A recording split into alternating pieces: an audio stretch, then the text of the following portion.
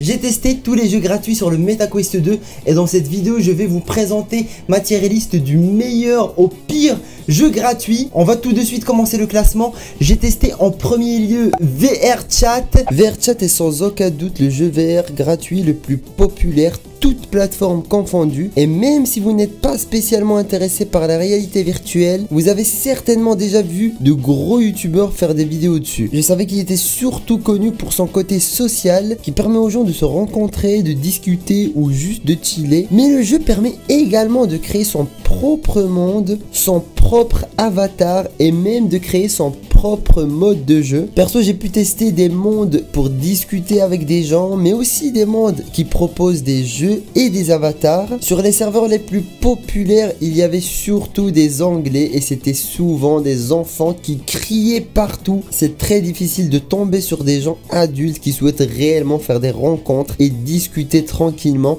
La plupart du temps, il y a tellement de bruit dans le serveur que c'est impossible de comprendre ce qui se passe. Certes, c'est possible de muter les joueurs nuisants, mais malheureusement, la plupart des gens que j'ai croisés foutent la merde et c'était complètement le chaos. J'ai également essayé de rejoindre des mondes dédiés pour les Français afin de faire des rencontres et discuter avec les gens. Malheureusement, là aussi, la plupart des gens sont très jeunes et disent souvent de la merde. Après pas mal de recherches, je me suis pris au jeu et je me suis fait passer pour un avocat dans le but de défendre un gamin qui se faisait maltraiter par un autre gamin. Enfin bref, VRChat est loin d'être l'application idéale pour rencontrer des joueurs matures et discuter tranquillement. Et j'espère que la communauté sera plus mature sur Horizon Worlds, qui est l'application sociale créée par Meta. Après avoir essayé les serveurs sociaux, j'ai tenté de trouver des mondes qui proposent des jeux et des activités à faire avec d'autres joueurs. Et là aussi, le résultat était assez catastrophique. VRChat offre la possibilité de créer toute une infinité de mondes et de jeux différents. C'est un outil incroyable qui est malheureusement très mal exploité par une communauté de gamins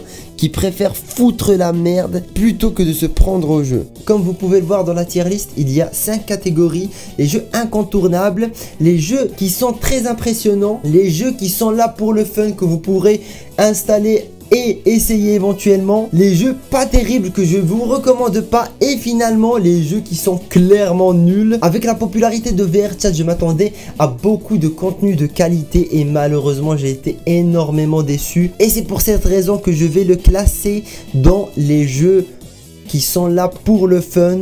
Vous pouvez l'installer éventuellement pour voir à quoi ça ressemble, mais c'est clairement pas un incontournable. Je le mettrai pas non plus dans la catégorie pas terrible. Ensuite, après VRChat, j'ai testé Echo Arena. C'est un jeu de sport en ligne dans lequel on incarne un androïde et on affronte d'autres joueurs dans des arènes virtuelles. Le but est de marquer sur l'équipe adverse en lançant un frisbee dans leur goal et la particularité du jeu est qu'on se déplace en apesanteur. Le jeu offre énormément de possibilités de gameplay. On se déplace en attrapant les éléments du décor et en se propulsant grâce à la force de nos bras. Mais on possède également des réacteurs attachés au poignet de la combinaison qui permet de se déplacer dans les airs plus rapidement. Durant un match, on a la possibilité de frapper les autres joueurs afin de les étourdir. Et en levant les deux bras devant notre visage, on peut créer un mini bouclier qui nous protège contre les attaques adverses. Le jeu est très immersif et propose un gameplay cohérent avec la réalité virtuelle. Techniquement, le jeu se défend très bien par rapport aux autres jeux gratuits sur le store et je pense même que c'est le plus beau jeu gratuit sur le MetaQuest 2. En lançant le jeu pour la première fois, j'ai pu rencontrer plusieurs joueurs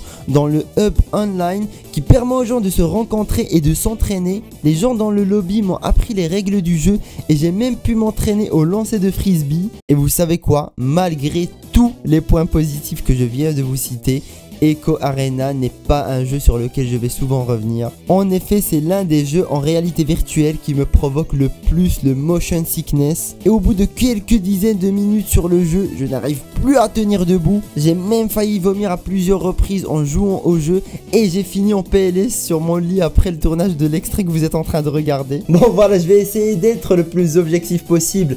Le jeu m'a provoqué énormément de motion sickness, mais clairement pour les gens qui n'ont pas ce problème, c'est un incontournable. Après ce jeu de sport incroyable, j'avais besoin de me défouler et c'est pour ça que j'ai testé un FPS gratuit sur le MetaQuest 2 qui s'appelle Gun Raiders. C'est l'FPS free-to-play du MetaQuest 2 avec un gameplay agressif et intense, plusieurs modes de jeu, de nombreuses possibilités de gameplay et un large choix d'armes, Gun Raider est un jeu qui m'a énormément surpris lorsque je l'ai testé pour la première fois. Graphiquement, il casse pas trois pattes à un canard, mais le gameplay était tellement jouissif qu'il m'a fait oublier le côté cartoonesque du jeu. On peut voler dans les airs avec notre jetpack, nager dans l'eau, grimper toutes sortes de plateformes, que ce soit des murs, des bâtiments ou même des montagnes. Les déplacements sont très fluides et bizarrement, j'ai eu très peu de motion sickness en jouant à ce jeu par rapport aux autres jeux VR. Je n'ai pas encore pu tout tester, mais j'ai pris énormément de plaisir sur le mode Team Deathmatch qui se joue exactement comme le mode match à mort par équipe d'un Call of Duty par exemple,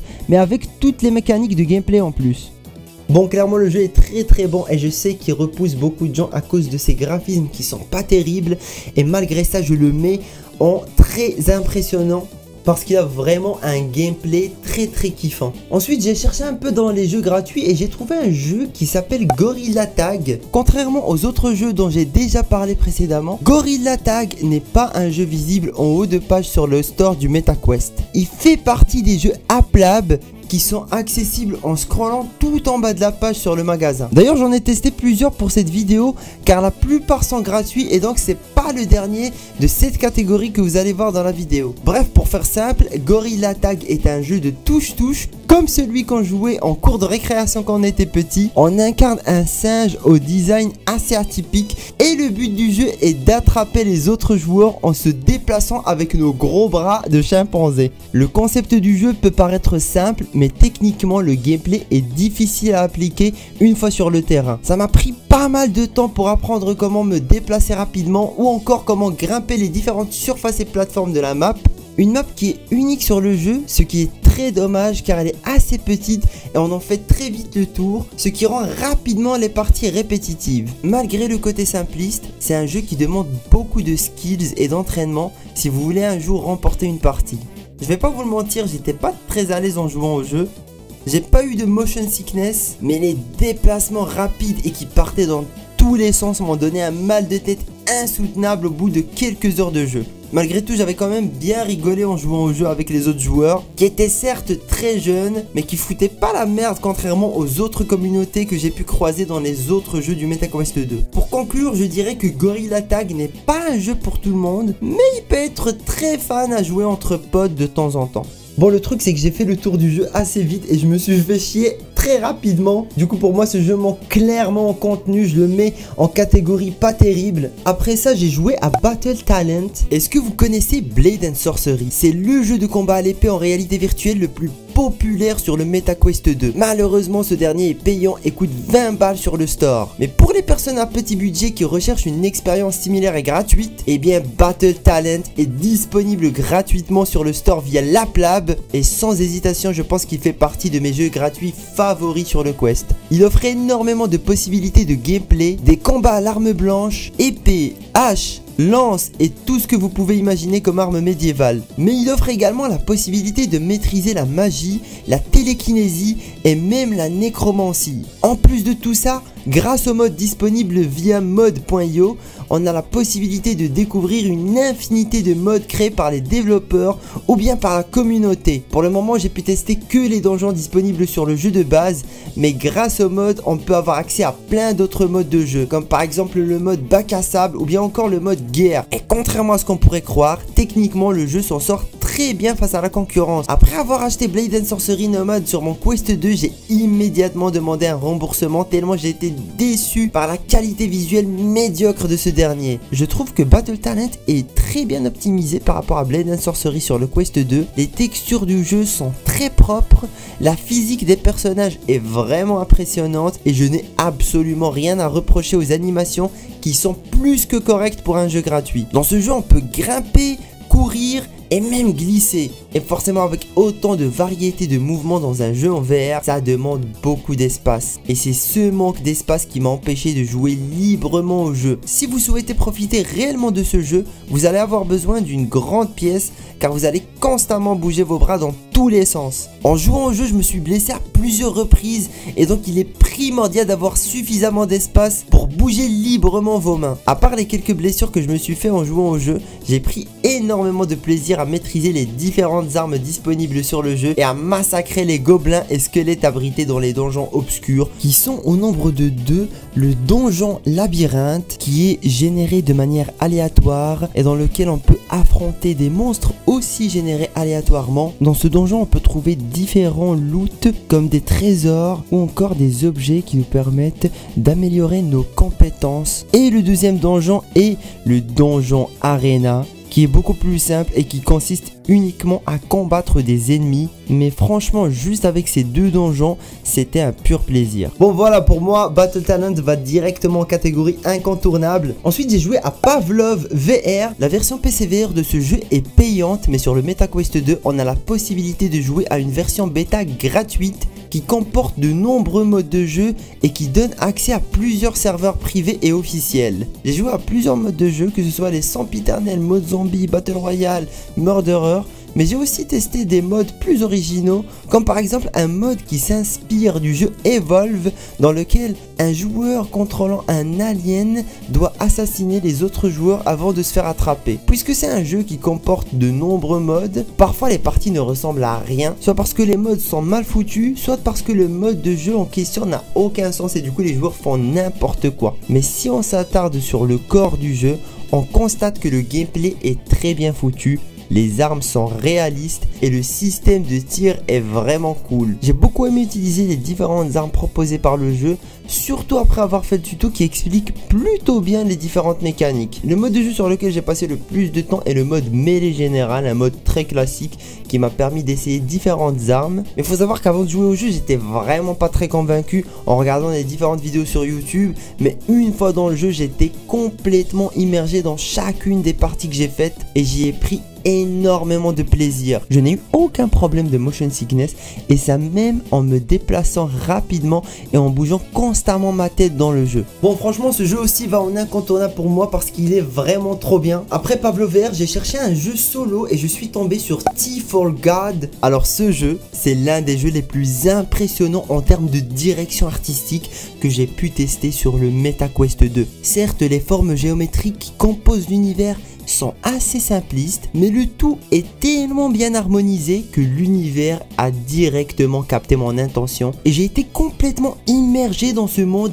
qui vient tout droit d'un film de science-fiction des années 90. L'histoire se déroule dans un futur lointain où les humains ont atteint les étoiles et gouverné des mondes grâce à une technologie de pointe qui leur a été donné par une force supérieure. Dans ce jeu, on incarne un personnage qui a perdu sa famille et qui s'aventure dans un endroit qu'aucun être humain n'a quitté vivant. Notre but est de trouver l'empereur suprême qui a offert les puissantes technologies aux humains et ce dernier est tenu responsable par le protagoniste de la mort de ses proches. Je n'ai pas encore fini le jeu, mais le gameplay des armes est plutôt bien foutu. Les pistolets sont directement branchés à la combinaison et du coup c'est beaucoup plus cohérent lorsqu'on appuie sur un bouton pour attraper l'arme, car elle ressort de la combinaison via un mécanisme et se rétracte une fois qu'on la lâche. La map est générée aléatoirement et parfois c'est un vrai labyrinthe pour s'y retrouver. Ce jeu est une vraie énigme du début à la fin qui m'a tenu en haleine pendant plusieurs heures. Le level design est assez spécial. C'est pas du tout un chemin tout tracé qui mène vers l'objectif final et à chaque fois que je me retrouvais dans une nouvelle zone, je galérais à trouver la suite du trajet en cherchant une porte, un ascenseur ou juste une lumière au bout d'un tunnel. Je pense que ce jeu mérite d'être dans la catégorie très impressionnant, tout simplement parce que c'est le jeu gratuit le plus immersif que j'ai pu tester et c'était un pur plaisir. Après ça j'ai cherché un jeu un peu plus simple et je suis tombé sur Epic Roller Coaster. Alors ce jeu est censé procurer la même sensation des vraies montagnes russes dans des endroits et des situations improbables dans la réalité. Le problème est que ce jeu m'a provoqué énormément de motion sickness et je n'ai pas pu profiter réellement du jeu car lors de tous les trajets, j'étais concentré sur un seul point bien précis afin de minimiser l'effet de vertige. J'ai tout de même pu tester 3 des 4 modes disponibles sur le jeu.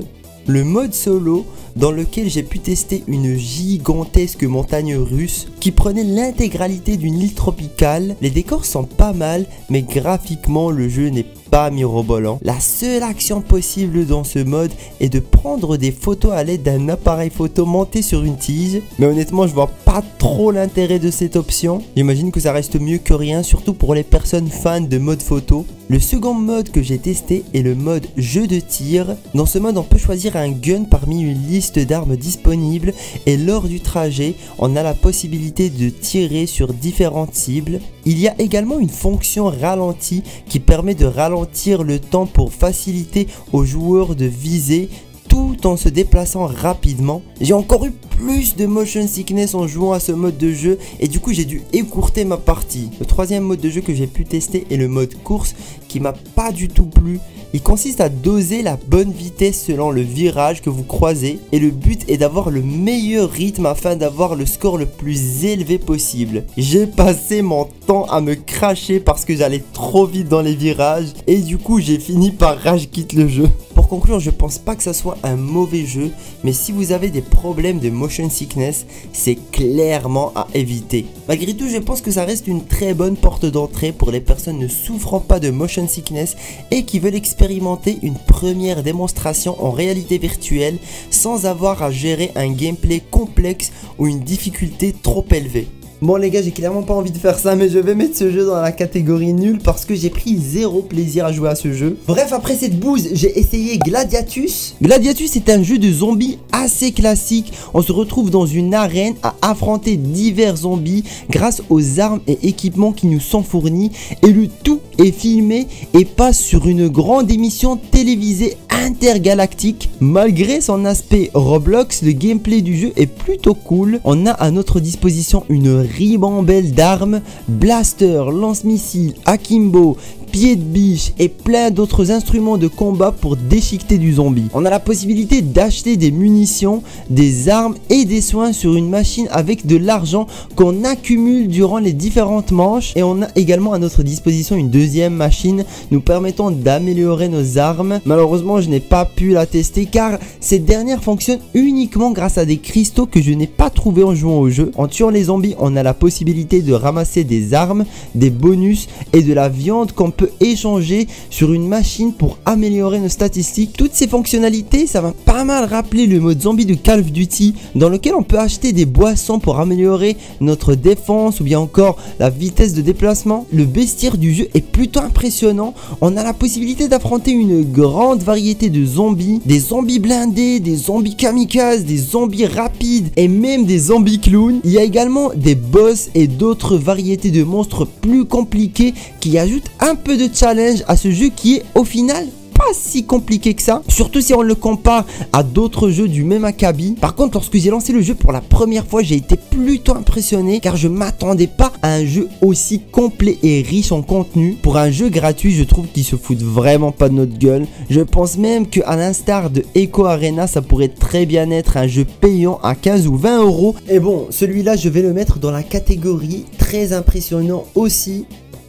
Je ne mettrai pas dans la catégorie incontournable parce qu'il est clairement pas au niveau de Pavlov ou de Echo Arena ou de Battle Talent, mais il reste très impressionnant, mais pas aussi impressionnant que le dernier jeu que j'ai testé pour cette vidéo. Malheureusement, c'est le jeu sur lequel j'ai pu passer le moins de temps à cause du motion sickness. Aibo offre un gameplay fluide et des déplacements très originaux car on se déplace tout simplement en utilisant notre arc. Il suffit de tirer à l'endroit où on veut aller et hop, on est directement projeté vers la cible. J'ai beaucoup aimé l'idée, sauf que ça m'a provoqué un vertige assez violent au bout de quelques dizaines de minutes sur le jeu. Malgré cette contrainte, je pense que Aibo est le meilleur jeu gratuit sur le MetaQuest 2. En plus d'un gameplay à l'arc très agréable, le jeu offre la possibilité de manier de nombreuses armes secondaires afin de combattre les joueurs en ligne dans les différents modes de jeu qu'il offre. Le jeu est en multiplateforme et donc il est possible de jouer avec des personnes utilisant différents casques de réalité virtuelle. J'ai pu tester que le mode Battle Royale et j'ai été impressionné par les nombreuses possibilités de gameplay à l'arc. En plus des flèches classiques,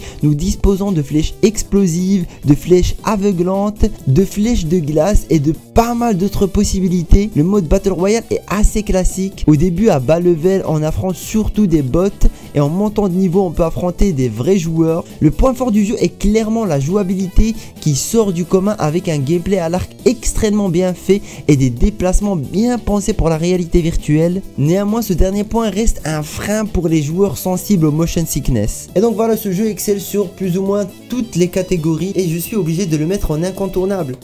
Bref les gars, ce n'est que la première partie d'une longue série de vidéos. Il y a tellement de jeux gratuits sur le MetaQuest 2 que je ne pourrais pas tout faire rentrer en une seule vidéo. En tous les cas, si vous voulez voir la suite, n'hésitez pas de vous abonner. Lâchez un petit pouce bleu si vous avez kiffé cette vidéo. Et moi je vous dis à la prochaine. Ciao tout le monde.